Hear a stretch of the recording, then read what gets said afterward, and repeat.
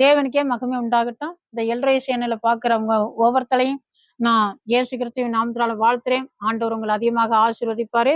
உங்களை நேசிக்கிறாரு. இந்த நாள்ல ஆண்டவர் உங்களுக்காக தந்த வேத வசனம் சங்கீதம் 102:16 வசனம். திக்கற்றவர்களுடைய ஜெபத்தை அலட்சியம் பண்ணாம அவர்கள் விண்ணப்பத்தை அங்கீகரிப்பார்.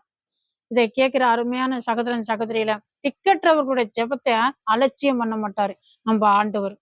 அவர்களுடைய ஜெபத்தை என்ன செய்வாராம், உடனே அங்கீகரிப்பாரு. இன்னைக்கு நம்ம உலகத்துல இந்த பாக்குறோம் வந்து ஆஹ் சில வேலைகளுக்கா, சில காரியங்களுக்கா சில அதிகாரிகளை தேடுவோம், சில ஆபீசர்களை போய் தேடி போறோம், தலைவர்களை தேடி போறோம். ஆனா என்ன செய்யறாங்க, இந்த ஏழை எளியவர்களா இருக்கிறவங்க, பாவப்பட்டவர்களுக்கு ஒரு உதவி செய்ய மாட்டேங்கிறாங்க. திரும்பி கூட பார்க்க மாட்டேங்கிறாங்க. யாரும் மதிக்க மாட்டேங்கிறாங்க. என்ன எதுல நோக்கமா இருப்பாங்க, நல்ல வாட்ட சட்டமா, நல்லா வசதி வாய்ப்பா இருக்கணும், பணம் இருக்கணும், அப்படி மதிக்கிறாங்க. ஆனா ஏழை எளியவர்களை, திக்கற்ற நிலைமையில வழி தெரியாம இருக்கிறவர்களை யாரும் மதிக்கிறது கிடையாது இந்த காலத்துல. ஆனா நம்ம ஆண்டவர் அப்படிப்பட்டவர்களுக்கு உடனே பதில் செய்யறவராக இருக்கிறார். ஆண்டவர் உதவி செய்வார். அவர்கள் ஆண்டவரை ஆசீர்வதிப்பாரு. அவர்களுடைய விண்ணப்பத்தை ஆண்டவர் கேட்பாரு.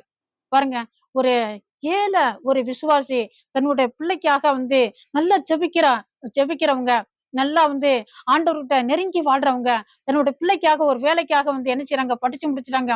பிள்ளை பார்த்தாலும் பார்த்தா ரொம்ப பரிதாபமா இருக்கும். இவங்களை பார்த்தாலும் ரொம்ப பரிதாபமா இருக்கிறாங்க. யாரு உதவியும் கிடையாது, கணவர் உதவி கிடையாது. ஆனா இவங்க ஜெபம் பண்ணிட்டு அந்த வேலைக்காக பணமும் கிடையாது, ஒண்ணும் கிடையாது. வெறும் சர்டிபிகேட் ஒத்தைக்கு எடுத்துக்கிட்டு போய் நின்னாங்க.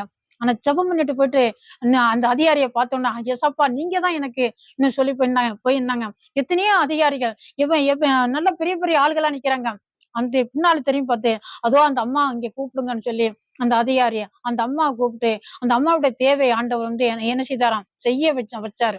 இவங்க என்ன செய்து பண்ணாங்க, ஏசப்பா பாதத்துல கண்ணீர் வடிச்சாங்க. ஏசப்பா என் ஜெபத்துக்கு பதில் தாரும், என் பிள்ளைக்கு இந்த வேலையை வாய்க்க பண்ணுங்கன்னு சொல்லி ஜெபம் பண்ணிட்டு போனாங்க. ஏசப்பா உதவி செய்தாரு. அப்ப பாருங்க, அந்த திக்கற்றவர்கள் யாரு உதவியும் கிடையாது. ஏசப்பா அவர்களுடைய ஜெபத்தை கேட்டாரு. இந்த உலகத்துல மற்றவர்கள் யாரும் மதிக்க மாட்டாங்க. ஆனா ஏசப்பா உங்களை மதிப்பாரு. உங்க ஜெபத்துக்கு பதில் தருவாரு. உங்களை ஆசீர்வதிப்பாரு. ஆமென்.